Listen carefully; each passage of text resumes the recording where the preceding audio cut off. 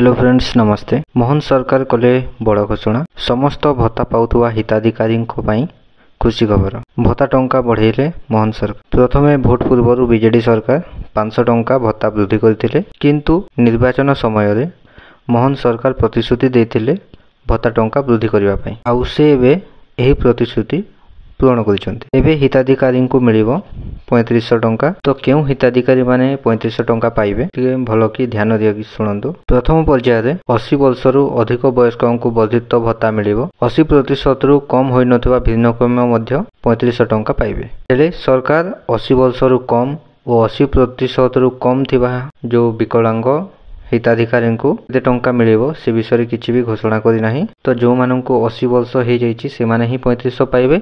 और जहार भी विकलांग सर्टिफिकेट 80% रु अधिक विकलांग थिबो से माने ही 3500 टंका पाइबे। बाकी देखा जाऊ द्वितीय पर्याय कोन करा जाउछि, कारण एटा प्रथम पर्याय कहा जाउछि।